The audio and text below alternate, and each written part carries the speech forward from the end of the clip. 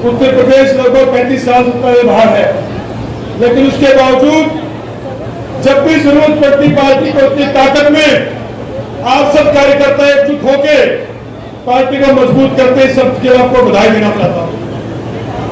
आज हम लोगों के बीच हम सब लोग संविधान बचाओ रैली कर रहे हैं। एक समय था जब इस देश का दलित पिछड़े किसान की रक्षा इस देश का संविधान करता था, लेकिन आज इस देश के दलित पिछड़े किसान को इस देश के संविधान की रक्षा के लिए सबको उतरना पड़ रहा है। लड़ाई बड़ी लंबी है, हम सबको मिलकर लड़नी है। तो इस समय बहुत लंबी बात नहीं कहूंगा, मैं सिर्फ इतना कहूंगा कि लोकसभा में भाजपा ने कहा कि हम कम से कम 70 सीटें लेके आएंगे, लेकिन इंडिया गठबंधन की 43 सीटें आई, भाजपा 37 सीटों पर सिमट गई। हमें बात समझनी पड़ेगी कि कांग्रेस पार्टी की वजह से 43 सीटें उत्तर प्रदेश में आई।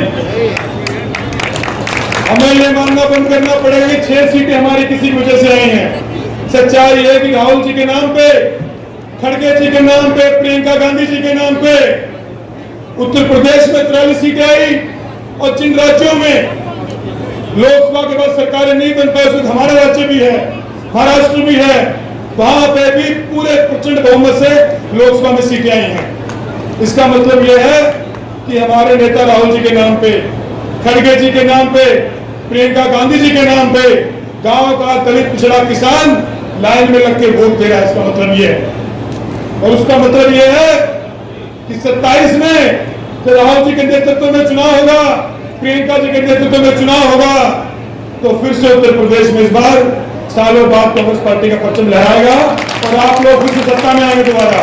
सबका बहुत बहुत शुक्रिया, क्योंकि समय की बड़ी कमी है। भारतीय जनता पार्टी आजकल संविधान के ऊपर आक्रामक है। ये आजकल की बात नहीं है, बल्कि जब से संविधान बना है तब से आरएसएस और इसके जितने भी संगठन हैं, इन्होंने संविधान और बाबा साहब को नहीं माना। चाहे बाबा साहब की शव यात्रा निकालने का काम किया हो या संविधान की प्रतियों को जलाने का काम किया, और जब जब ये सरकार में आए तब तब इन्होंने सीधे तो नहीं कहा हम संविधान बदल देंगे, ये बस समाज की नब्ज चेक करते थे। धीरे धीरे आरक्षण का प्रावधान, जितने अनुच्छेद दिए गए हैं संविधान के अंदर, उनको शांतिपूर्वक धीरे से पीछे से साफ करने का काम किया, बिना संविधान में बदलाव किए, क्योंकि ये जानते थे कि सीधे सीधे बोलेंगे तो समाज में आक्रोश होगा। तो धीरे धीरे समाज की, पिछड़े वर्ग की, दलितों की, जनजातियों की, गरीबों की, किसानों की नब्ज चेक किया करते हैं। लैटरल एंट्री शुरू कर दी, भर्तियां बंद कर दी सरकारी संस्थानों में, संविदा पे नौकरियां कर दी। धीरे धीरे इस तरह से आरक्षण को धीरे धीरे खत्म करने का प्रयास किया गया।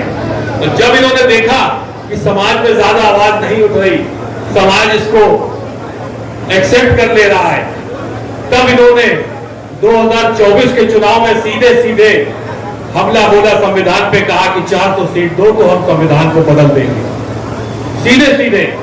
तब समाज के अंदर, पूरे दलित समाज के अंदर, पिछड़े समाज के अंदर, सबके अंदर एक आक्रोश जागा, और इनको ऐसा सबक सिखाया कि दोबारा इनको बाबा साहब का नाम लेना पड़ा, इनको संविधान का नाम लेना पड़ा।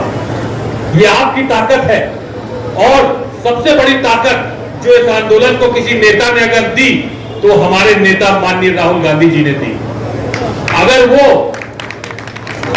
वो संविधान की प्रति लेकर के और भारतीय जनता पार्टी और उसके संविधान के खिलाफ जो विचार है उसके खिलाफ अगर मोर्चा ना खोलते, तो आज समाज संगठित ना हो पाता, हम लोग सब संगठित ना हो पाते।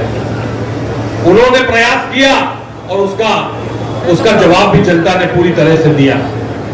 आज पूरा समाज, पूरा दलित समाज राहुल गांधी जी के साथ खड़ा होना चाहता है।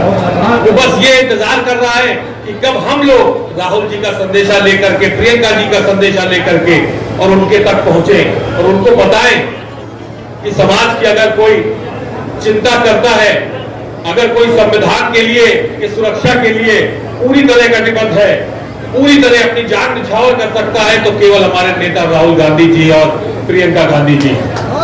जो मिशन बाबा साहब लेके निकले थे, जिस मिशन को आदरणीय काशीराम जी ने आगे बढ़ाया, उस मिशन को माननीय राहुल गांधी जी लेके चल रहे हैं। ये संदेशा लेके हमें जनता के बीच में जाना है।